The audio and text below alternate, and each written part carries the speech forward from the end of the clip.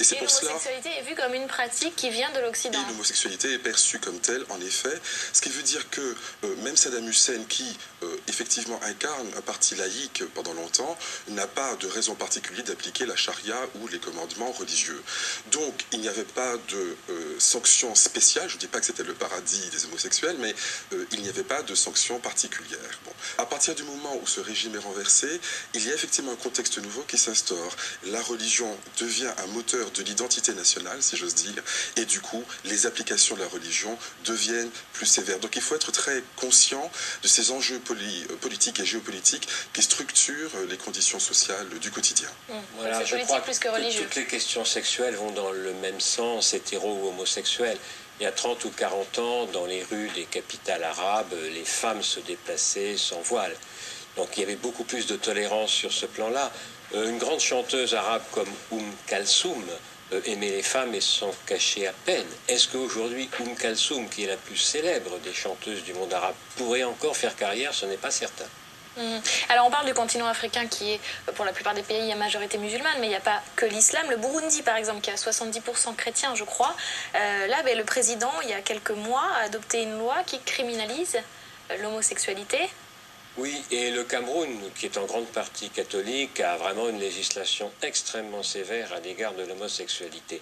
Là, les religions se rejoignent dans leur sévérité, avec des nuances quand même, car aussi bien dans l'islam, dans le protestantisme et dans le catholicisme, il y a des prêtres, des pasteurs et des imams qui sont plus tolérants que d'autres. Je pense que c'est aussi important de noter ces relations internationales. Par exemple, vous parlez de l'Afrique noire, donc en Ouganda, je m'y rends dans une semaine, l'homosexualité était déjà passible de la perpétuité, il est question maintenant de la peine de mort, et au fond, ce qui est intéressant ici, c'est que précisément, l'homosexualité est perçue comme un vice étranger, alors que les lois qui condamnent l'homosexualité sont la résultante de la colonisation anglaise. Donc l'homophobie légale est aussi étrangère de certaine façon. Ouais. Et là, alors que les gens défendent des valeurs dites africaines, en réalité, il y a une action très importante de mouvements évangéliques des États-Unis qui ont lancé cette campagne en Ouganda, qui la financent activement et qui aujourd'hui d'ailleurs s'en mordent un peu les doigts en se disant nous sommes peut-être allés un peu trop loin. Donc on voit que tout cela est soumis à des influences internationales très importantes. Des manipulations politiques. Des manipulations politiques, de la propagande, et évidemment ce sont les personnes qui trinquent. J'ai appris il y a 2 semaines seulement la mort de notre correspondant national au Sénégal, et on a dû l'enterrer de nuit pour éviter que son cadavre ne soit déterré et lynché en place publique, comme cela avait été fait récemment pour d'autres homosexuels. Oui, au Sénégal, parce que les gens pensaient que le cadavre allait souiller le cimetière. Il y a une sorte de superstition religieuse également. C'est-à-dire que l'homophobie poursuit les gens après leur mort, et donc voilà pourquoi il a dû être enterré dans ces conditions-là. Et alors tout est un peu lié, parce que les pays où la situation des homosexuels, comme de toutes les minorités, est la plus favorable, sont les pays les plus démocratiques. Or, en ce moment, au Sénégal, il y a une reprise en main de la société par le président sénégalais, Wade, dans le sens, je dirais, d'un pouvoir personnel plus fort et aussi dans le sens d'une importance plus grande des confréries religieuses. Et donc cette irruption de la religion dans la vie politique sénégalaise, le Sénégal étant autrefois considéré comme relativement démocratique, cette irruption des sociétés religieuses dans la vie politique va dans le sens d'une répression à l'égard de tout ce qui n'est pas conforme au texte coranique ou au hadith.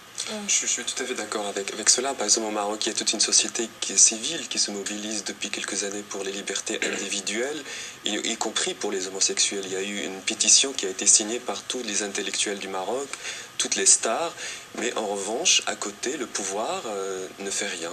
Voilà, il y a je ne veux pas dire en cela que l'homosexualité est acceptée par la société marocaine, mais il y a des Est-ce que c'est un enjeu politique, l'homosexualité? C'est un enjeu politique, puisque par exemple l'année dernière, juste avant les élections législatives, le ministre de l'Intérieur marocain n'a rien trouvé de mieux que de publier un communiqué où il annonçait que désormais l'État marocain allait protéger le citoyen marocain de tous ceux qui attaquaient sa religion, sa morale, en parlant de ceux qui parlent qui affirment et parlent d'homosexualité. Le problème, au fond, c'est pas tellement est-ce qu'on est dans un pays musulman ou pas, c'est pas le problème.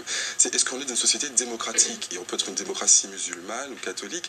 Donc, c'est évidemment ça et le malgré tout, critère. la journée, cette année 2010, la journée mondiale contre l'homophobie, sera consacrée, enfin tournée vers les religions, la religion. Absolument. Donc c'est qu'il y a quand même un rapport avec la religion. Oui, mais parce que nous allons interpeller les responsables religieux pour leur demander, non pas d'approuver l'homosexualité, mais de désapprouver l'homophobie et les violences, ce qui n'est pas exactement la même chose.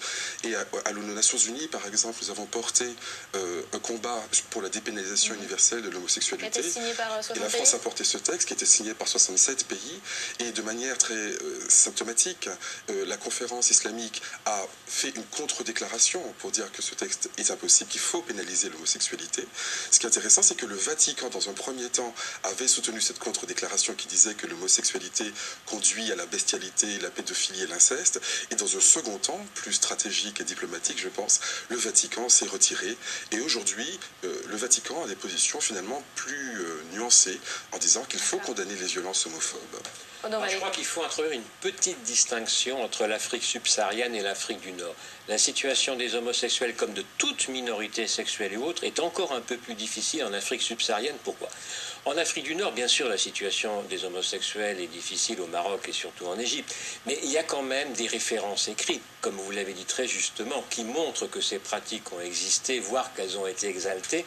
Et pas en Afrique subsaharienne, puisqu'on est dans les sociétés de l'oral, et on vous dit toujours en Afrique subsaharienne, mais ça, c'est une invention de l'Occident, ça n'a pas existé. Et comment prouver le contraire alors qu'il n'y a pas de littérature ? De ce point de vue-là, toute la richesse intellectuelle de la littérature arabe est une première arme pour lutter contre les formes d'intolérance. Absolument. Il faut mentionner le cas quand même important de l'Afrique du Sud, quand on parle de l'Afrique, parce que pour le coup, l'Afrique du Sud a été le premier pays au monde à inclure la protection de l'orientation sexuelle dans sa constitution. À autoriser l'union civile gay. Et après même à autoriser le mariage. Donc aujourd'hui, parmi les 6 ou 7 pays qui reconnaissent les mariages des couples de même sexe, figure l'Afrique du Sud. Dans une société relativement tendue, pas forcément si libéral que ça, mais avec un cadre légal et constitutionnel extrêmement protecteur. Et de ce point de vue, l'Afrique du Sud constitue une espèce de phare du continent, de plus en plus contesté d'ailleurs, y compris par M. Zuma, le nouveau président, qui essaye de revenir en arrière par rapport à l'héritage de Nelson Mandela. Tout à fait. Bien, merci beaucoup à tous les trois. C'est la fin de cette émission. Vous pouvez la revoir bien sûr en intégralité sur notre site internet Parole du Monde. C'est 24h sur 24, 7 jours sur 7 sur publicsénat.fr. À bientôt.